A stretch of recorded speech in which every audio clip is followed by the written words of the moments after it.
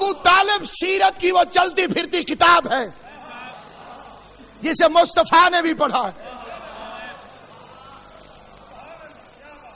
جس کے گھر میں پہلا اعلان ہوا۔ اسلام حضرت آدم علیہ السلام سے چلا، اور اس کے بعد قدیم ترین مذہب آتش پرستی ہے۔ شیطان نے قابیل کو آ کے سمجھایا کہ آگ میں بڑی طاقت ہے، کیونکہ وہ خود آگ تھا، اور اسلام اس سے بھی قدیم مذہب۔ اس کائنات کا پہلا انسان ہادی تھا، پہلا گمراہ بعد میں آیا۔ ہادی پہلے، گمراہ بعد میں۔ پہلا گمراہ کون ہے؟ قابیل۔ پہلا ہادی کون ہے؟ آدم۔ اس نے قابیل کو بھی ہادی کے بغیر نہیں چھوڑا، تو مصطفیٰ کے بعد قیامت تک امت کو ہادی کے بغیر کیسے چھوڑ سکتا؟ پہلا اعلان ہوا چاہتا ہے، اور وہ پیغمبر جو 40 برس خاموش رہا، ایک دن بھی کوئی آیت نہیں پڑھی۔ شاید منصوبہ پروردگار یہ تھا کہ میرے حبیب پہلے انہیں قرآن بن کے دکھا دے، پھر انہیں قرآن پڑھ کے سنا دے۔ وہ چلتا پھرتا قرآن بن گیا، اور پوری انسانیت کو چیلنج ہے، ایک عمل میرے نبی کا کوئی ایسا دکھاؤ، ایک عمل جو نزول قرآن سے پہلے قرآن کے خلاف ہو۔ خالی پیغمبر صلی اللہ علیہ وآلہ وسلم کی بات نہیں ہے، پورے کے پورے گھر کی ذمہ داری ہے۔ قرآن بعد میں اترا، ان کا سیرت اور کردار وہ قرآن بن کے پہلے نظر آتا رہا۔ اور یہ بھی ایک اور بات ہے کہ یہ عمل کرتے گئے تو تب بھی آیتیں اترتی گئیں۔ علی سوئے بعد میں آیت بعد میں آئی، علی سوئے پہلے آیت بعد میں آئی، علی نے انگوٹھی پہلے دی آیت بعد میں آئی، علی میدان جنگ میں جم کے لڑا پہلے آیت بعد میں آئی۔ آیت پر عمل کرو تو مسلمان کہلاتے ہو، عمل پہ آیت اترے تو امیر المومنین کہلایا جاتا۔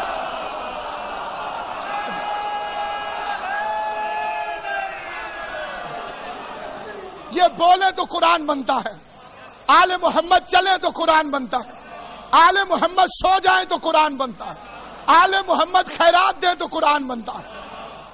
ایک عمل نہیں، ایک عمل جو قرآن نے بعد میں منع کیا ہو اور ان میں پہلے پایا جاتا ہو۔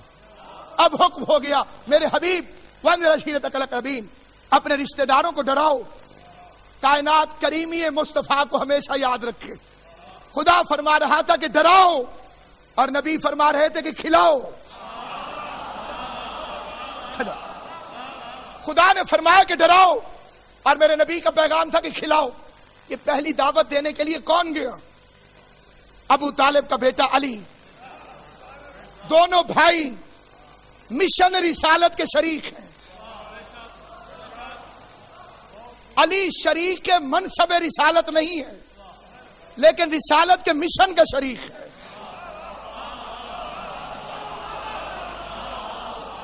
چالیس افراد کو بلا لیا گیا۔ معبود یہ دعوت ہوگی کہاں؟ جواب آیا ابو طالب کے گھر۔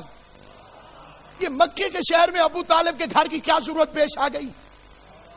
خدایا تیرا اپنا گھر بھی تو اسی مکے میں ہے، اپنے گھر کے ہوتے ہوئے ابو طالب کے گھر توحید کا جلسہ کیوں؟ تو جواب آئے گا کہ کچھ ناعاقبت اندیشوں نے کعبے پر بت رکھے ہوئے تھے، کعبے کے ماحول میں بت تھے، اور جہاں بت ہو وہاں توحید کا جلسہ نہیں ہوتا۔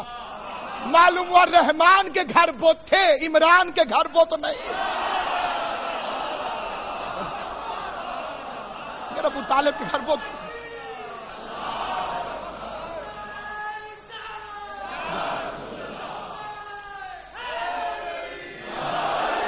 کسی منزل پر پہنچنے کے لیے، کسی منزل تک پہنچنے کے لیے نہایت توجہات چاہتا ہوں۔ بس سامعین گرامی قدر، اب دعوت ہوگی تو شریفوں کے گھروں سے بغیر کھائے کوئی جا تو سکتا نہیں۔ خدایا تو نے تو بڑے بڑے لوگوں کی دعاؤں کے بدلے میں پکے پکائے کھانے نازل کیے ہیں۔ بنی اسرائیل کے لیے اگر دسترخوان بھرے ہوئے آ سکتے ہیں تو یہ تو تیری توحید کا جلسہ ہے، تو کیا کھانا بھی عرش سے آئے گا؟ جواب آیا وہ انتظام بھی ابو طالب کریں گے تاکہ پہلے دن میں عمران کے گھر کا نمک کھلا دوں.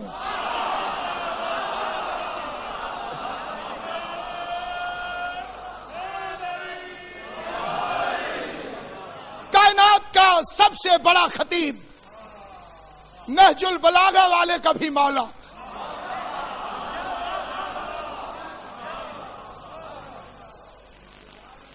جس کے لیے ابو طالب کا بیٹا نہج البلاغہ میں کہے مجھے نبی نے ایسے علم دیا جیسے کوئی پرندہ اپنے بچوں کو دیتا ہے.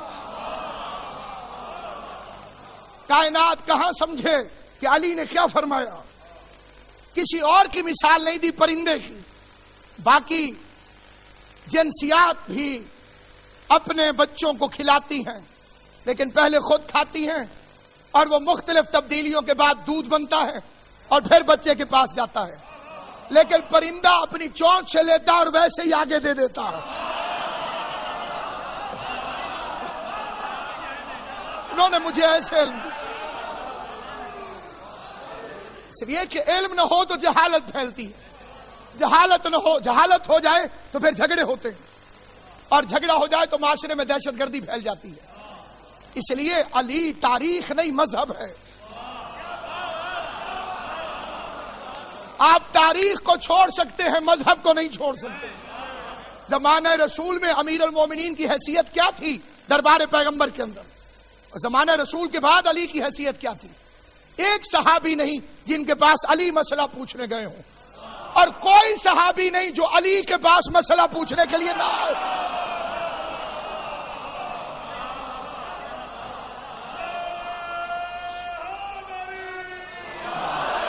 میرے نبی کا دربار بھرا ہوا تھا. کوئی سادہ دربار نہیں تھا، پیغمبر اعظم کا دربار.